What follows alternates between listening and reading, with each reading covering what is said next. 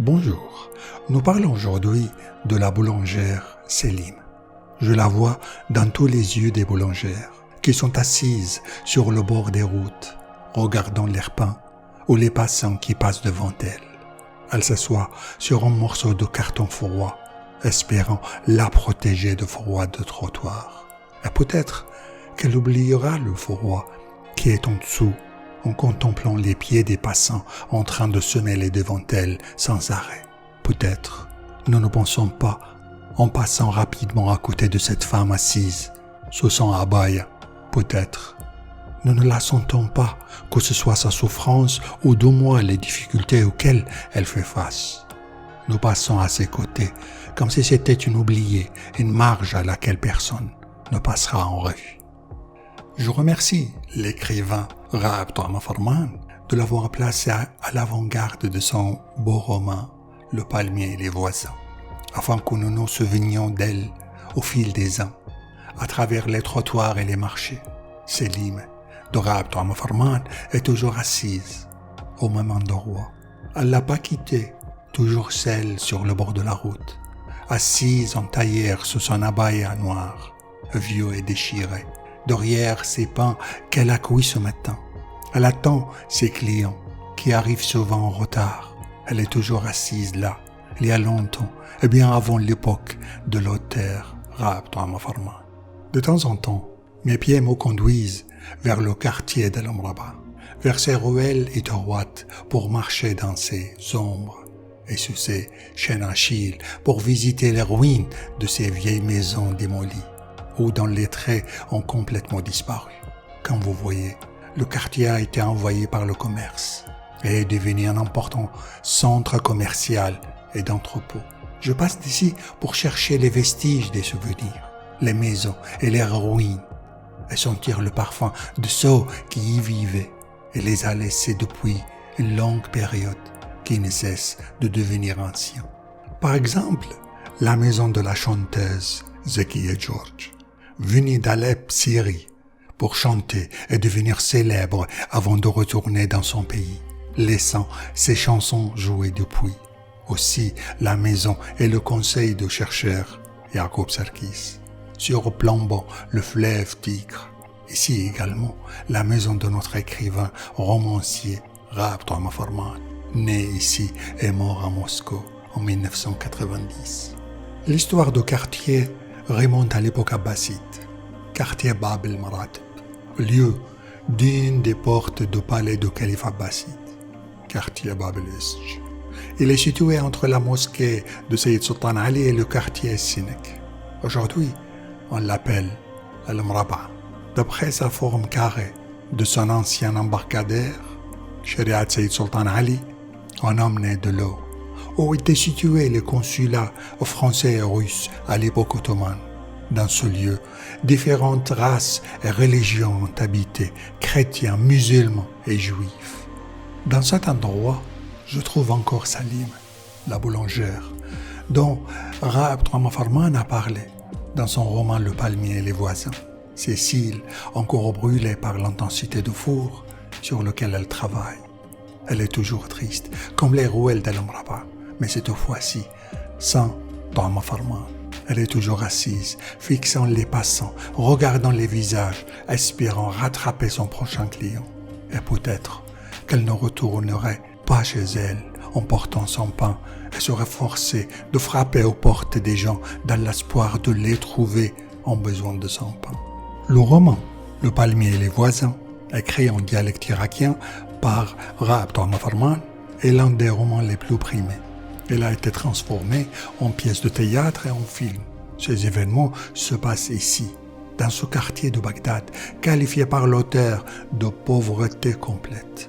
L'auteur nous a transmis le conte avec ses détails. Le roman Le palmier et les voisins se déroule dans les années 40 et 50 du siècle dernier.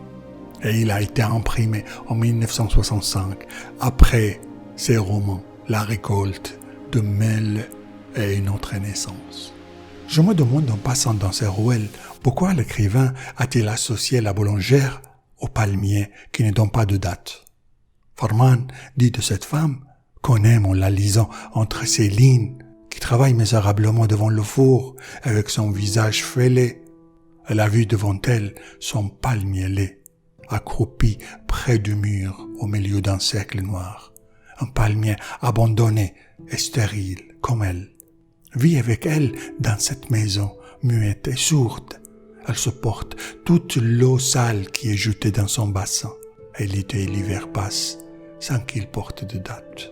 La description est dure. Pourquoi lit-il Selim à ce palmier abandonné? Elle vit dans des circonstances difficiles. Elle se tait, elle ne parle pas de sa souffrance dans laquelle elle se noie. Elle est la souffrance, elle est la misère. Dès le petit matin, elle se lève pour pétrir et apporte du bois, du chauffage, cuit et tourne et s'expose à diverses difficultés. Dans la plus simple est le vol. On voit Selim dans le roman fatigué, triste et démuni, avec ses paupières épaisses et ses yeux fatigués, alors qu'elle porte une épaisse robe noire et la poussière des jours pèse sur son corps. Des scènes tristes de Selim. Elle était assise dans sa chambre sombre près de son palmier et il pleuvait. L'auteur décrit le ciel comme une gourde colossale qui s'est fondue. Ils ont vécu dans l'horreur de la noyade et de l'effondrement des maisons. Ils ont été coupés du monde extérieur.